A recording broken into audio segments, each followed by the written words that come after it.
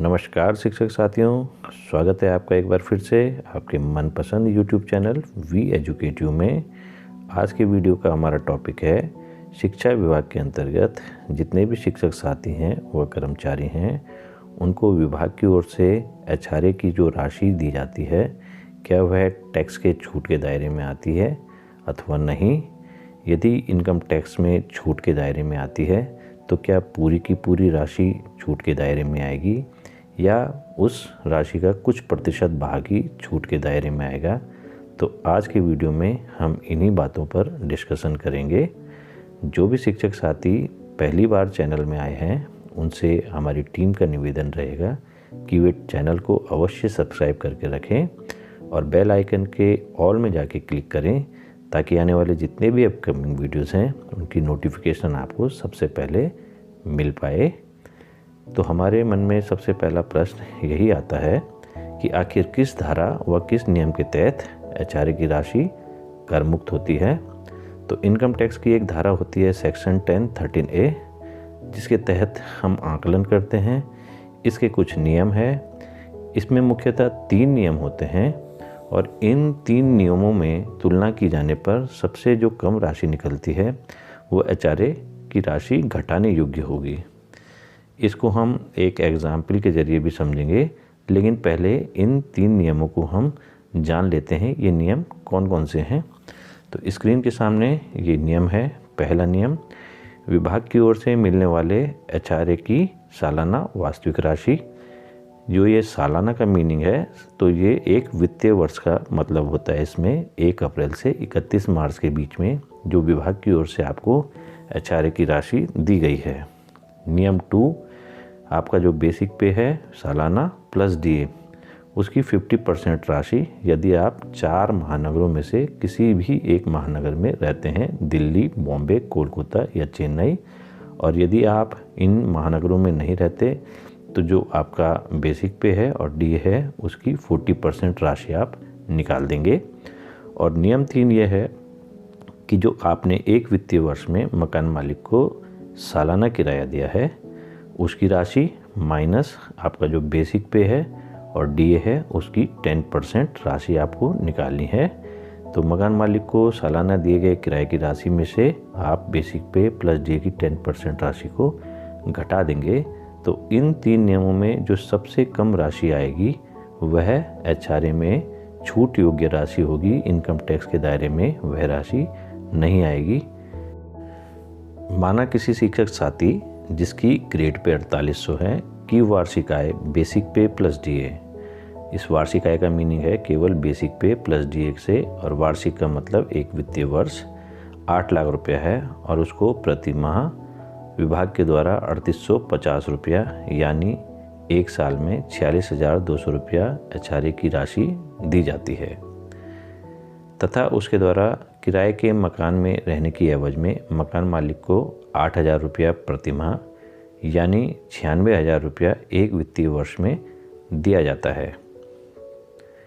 तो हम एक एग्जाम्पल के ज़रिए ये समझ रहे हैं। तो अब आपको कुछ कैलकुलेशंस इसमें पहले कर देनी है। शिक्षक साथी भी अपनी पे स्लिप और एनुअल स्टेटमेंट की सहायता से ये कैलकुलेशंस कर सकते हैं।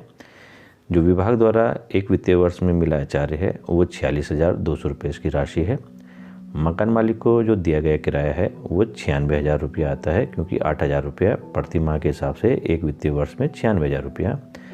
वार्षिक आय जो मूल वेतन प्लस डीए है वो आपकी 8 लाख रुपये है, और इसका जब हम 10% निकालते हैं 8 लाख का तो वो 80,000 रुपया आ जाता है। अब हम ये मान के चलते हैं कि हम चारों महानगरों में से किसी में भी नहीं रहते, तो हम मूल वेतन प्लस डीए का 40% निकाल देते हैं जो कि 3,20,000 रुपया आता है। 8 लाख का 40%। तो अब हम इन राशियों को तीनों नियमों में अप्लाई करके देखते हैं। जो विभाग द्वारा पहला नियम ये कहता है विभाग द्वारा जो दिया गया मकान किराया भत्ता है एक वित्तीय वर्ष में वो 46,200 रुपया है। नियम 2 के अनुसार मूल वेतन प्लस डीए का 40%, तो ये 3,20,000 रुपया निकलता है यदि हम चारों महानगरों में से किसी में भी नहीं रहते हैं। और जो नियम 3 है उसमें मकान मालिक को दिया गया किराया माइनस मूल वेतन प्लस डीए का 10%।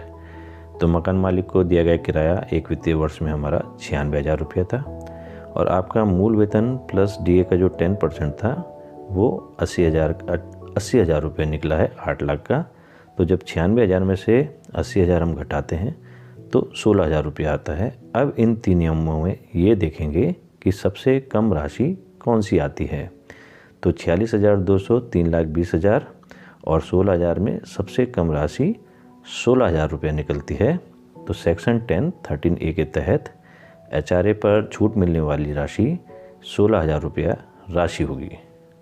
आपको जो वार्षिक HRA मिला है वो 46,200 रुपये मिला है, परंतु जो HRA में छूट की राशि होगी जो कर मुक्त होगी वो 16,000 रुपया होगी। और जो बाकी की राशि आपकी बचेगी HRA की, अर्थात जो आपको 46,200 रुपया मिला था उसमें से आपने 16,000 रुपया निकाल दिया तो 30,200 रुपये आपकी सकल आय में जुड़ जाएगी। अर्थात कि जो ये 30,200 रुपया है यह आपकी करयुक्त राशि होगी, इसमें आपको टैक्स देना पड़ेगा।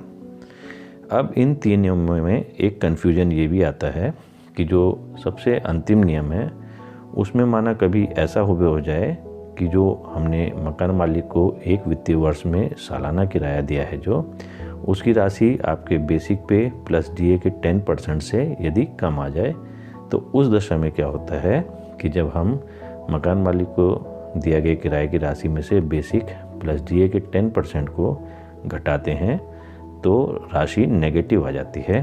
तो ऐसी स्थिति में शिक्षक या कर्मी HRA में छूट का दावा नहीं कर सकता।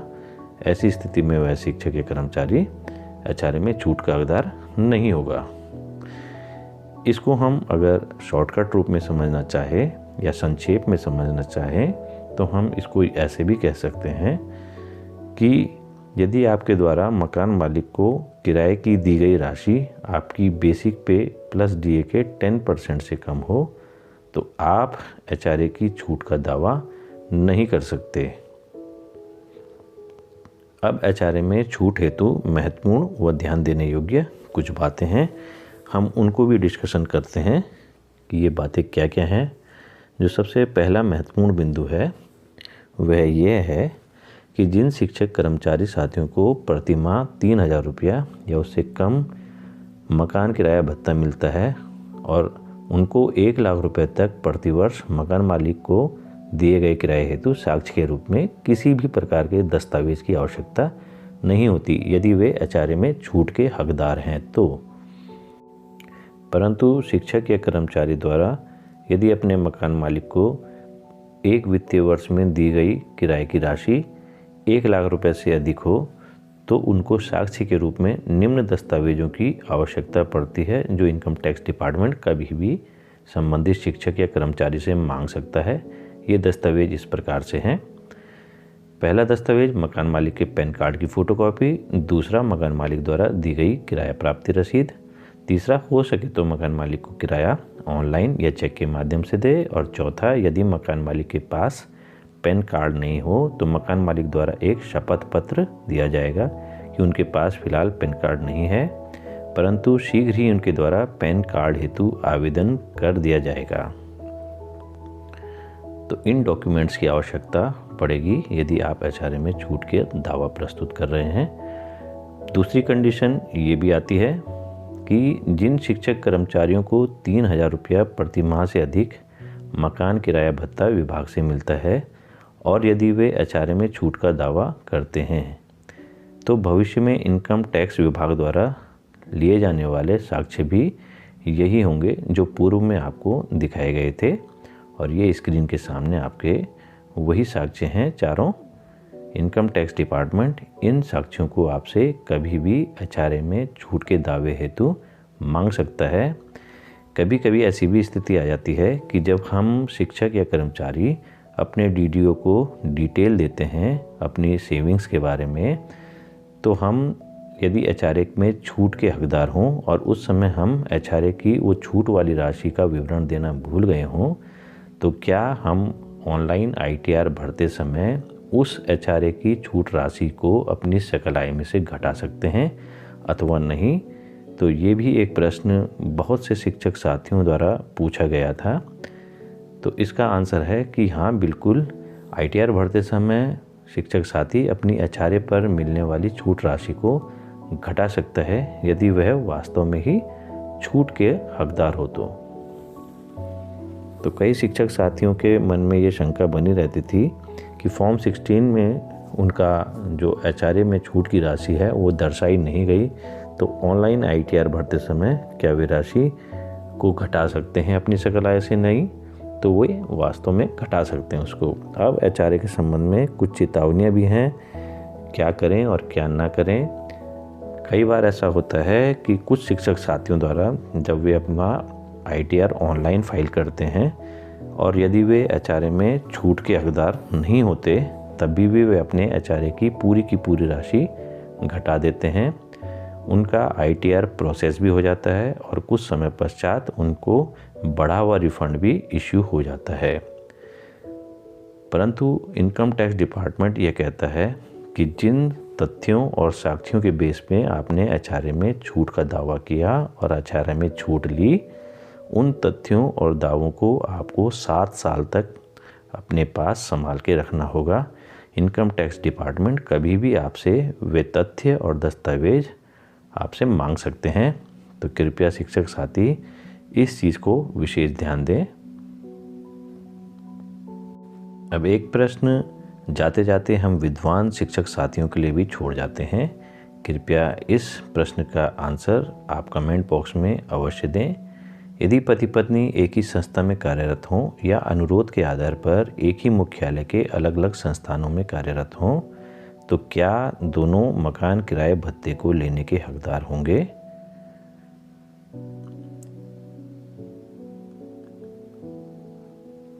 आप अपना जवाब कमेंट बॉक्स में अवश्य दें तथा एचआरए के संबंध में कोई अन्य परीक्षा या सुझाव हो तो उनको अवश्य बताएं, क्योंकि आपके सुझाव हमारी टीम के लिए अत्यंत ही महत्वपूर्ण हैं। वीडियो पसंद आने पर चैनल को सब्सक्राइब अवश्य करें, वीडियो को लाइक करें और अधिक से अधिक शेयर करें ताकि अन्य साथी भी इस वीडियो का लाभ उठा पाएं। धन्यवाद।